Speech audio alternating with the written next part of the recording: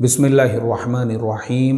इरफ़ान रशीद साहब जो है ये हमारे पड़ोसी है और इनका सवाल ये है कि इरफ़ान रशीद साहब जो है वो ये चाहते हैं, मतलब उनका पूरे सवाल का ख़ुलासा ये है कि ये चाइना से माल ख़रीदना चाहते हैं और वो माल को डायरेक्ट चाइना से अमेज़ॉन का जो FBA है, मतलब अमेज़ॉन का जो गोडाउन है वहाँ लाना चाहते हैं और चाइना में जिसके नाम पर या जिसके ब्रांड से ये ख़रीदेंगे या फिर अपने मुल्क में जिसके नाम से या जिसके ब्रांड पे ये वो माल मंगाएंगे उसी के नाम पर और उसी के ब्रांड पर जो है वो उसको सेल करना चाहते हैं और उसके बाद में जो भी नफ़ा होगा वो नफ़ा लेना चाहते हैं, उसके ज़रिए से नफ़ा कमाना चाहते हैं।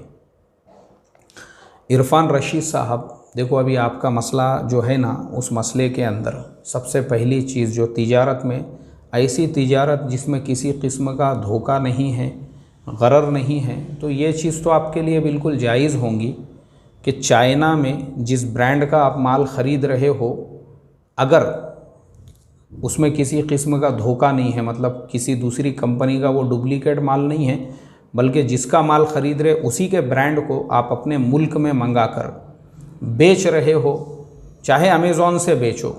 अमेज़ॉन से बेचना कोई नाजायज़ नहीं है, क्योंकि अमेज़ॉन की मिसाल जो है एक दलाल के जैसी है, ब्रोकर के जैसी है। वो अपना एक छोटा सा नफ़े का हिस्सा लेते हैं, बाकी नफ़ा आपको मिलता है। तो चाहे आप अमेज़ॉन से बेचो, आप बिल्कुल बेच सकते हैं, या फिर आप जो कह रहे हो कि आप अपने मुल्क में वहाँ से उसके नाम पर माल मंगाओ। अब जिसके नाम पर मंगा रहे हो, अगर वो आदमी से आप जो है पार्टनरशिप कर रहे हो तो उसके अगर शरई उसूलों पे कर रहे हो। शरई उसूल क्या है कि उसके लिए नफ़े का एक परसेंटेज तय कर दो कि भाई ये इतना नफ़ा जो है मैं तुझे भी दूंगा, और उसके नाम पर अगर आप ट्रेडिंग कर रहे हो तो वो सूरत भी आपके लिए बिल्कुल हलाल और जायज़ होंगी, क्योंकि वो आपका भागीदार बन गया है। तो दोनों सूरतों में आपके लिए गुंजाइश है, उसमें अगर किसी किस्म का धोखा नहीं है तो, क्योंकि आप अगर अमेज़ॉन के ज़रिए से भी बेचना चाहते हो, अब यही हो रहा है इंडिया में भी जो है ना, ऐसे सैकड़ों लोग हैं वो चाइना से कंटेनर से मोबाइल के कवर मंगाते हैं। और मोबाइल के अभी जैसा ये जो मैंने कवर है, ये मेरा मोबाइल का कवर ही है। अब ये जो कवर है, अब ये कवर जो है मेरे ख़्याल से मैंने कुछ 300-350 रुपये में लिया था, और यही कवर जो है चाइना के अंदर 100 रुपये में मिलता है। यहाँ तक आने में उसको अगर मान लो और 50 रुपये ख़र्चा लगे तो 150 रुपये का कवर हो गया। अब 150 रुपये का कवर जो है आराम से कोई भी 300-350 में ख़रीद लेता है यहाँ पे, और ये अच्छे भी रहते, मज़बूत। इसको मैं पिछले 1-1.5 साल से इस्तेमाल कर रहा हूँ। तो लोग क्या करते हैं, अब वो ज़माना गया दुकान खोल के बैठने का। लोग आजकल अमेज़ॉन और फ्लिपकार्ट पे ही माल बेचते हैं। तो चाइना से जो उनका माल आता ना, उसको वो लोग अमेज़ॉन वालों के पास में ही रखते हैं उनके गोडाउन में, और वहीं से उनका माल बिकते रहता। तो ये सूरत बिल्कुल आपके लिए हलाल और जायज़ है इसमें, क्योंकि किसी किस्म का कोई धोखा नहीं है, कुछ नहीं है। और अमेज़ॉन वाले भी इतने ईमानदार है कि हमने अगर जो ख़रीदने वाला है अगर वो वापस भी कर रहा है तो चीज़ वापस भी लेते हैं।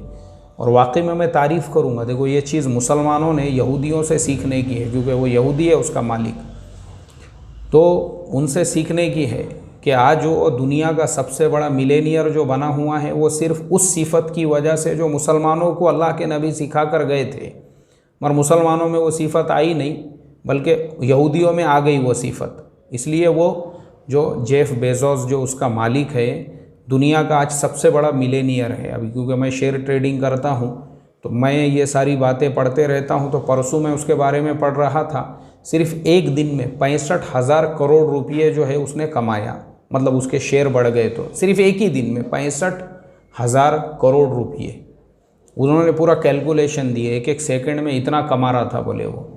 तो मुझे आप बताओ ना, एक कंपनी अमेज़ॉन इतना जो तरक्की हो गई उसका रीज़न सिर्फ ईमानदारी है। और कैसी ईमानदारी, अभी हमारे पास में जो है ये कंप्यूटर है, और कंप्यूटर को वाईफाई नहीं है हमारे, तो हमने एक छोटा सा डिवाइस मंगाए थे अमेज़ॉन से वाईफाई से कनेक्ट होने के लिए। वो आ गया, आने के बाद में वो कब आया था, 20 मार्च को जब वो आया तो वो कनेक्ट नहीं हो रहा था। तो मैंने उसको रिटर्न करने के लिए रिक्वेस्ट दिया 21 मार्च को। तो 21 मार्च से हमारी वो रिक्वेस्ट पेंडिंग थी। उसके बाद में मार्च गया, अप्रैल गया, मई गया, जून में उनका आदमी आया 3-3.5 महीनों के बाद में, और उसने वो वापस लेकर गया और पेमेंट हमारे अकाउंट में आ गया। तो मैंने हमारे मुफ्ती साहब से कहा, मैंने कहा मुफ्ती साहब ये चीज़ अल्लाह के नबी हम मुसलमानों को सिखा कर गए थे कि कोई अगर कोई चीज़ तुम्हारे दुकान से लेकर जाए और वो वापस ला कर दे तो बशाशत से कबूल करो, अल्लाह तुमको जन्नत में एक महल देंगे। लेकिन आज मुसलमान का हाल ये हो गया, पहले तो दुकान टाइम पे खोलने को तैयार नहीं है। ज़ोहर की अजान के टाइम पे तो दुकान खुलती इसकी, जब तक तो 50-60 इसके कस्टमर आके चले भी जाते वापस, और उसके बाद में भी जब तिजारत में बैठा हुआ है और फिर कोई सामान वापस लेकर आए तो आस्तीन चढ़ा के ये तैयार रहता झगड़े करने को, तो कहाँ से कारोबार में इसके बरकत होंगी। तो बहरहाल इरफान रशीद साहब, बिल्कुल आप अमेज़ॉन के साथ में काम कर सकते हैं। मेरी दुआ है आपके लिए, अल्लाह आपके कारोबार में बरकत अता फ़रमाई। अस्सलामु अलैकुम व रहमतुल्लाहि व बरकातुहू।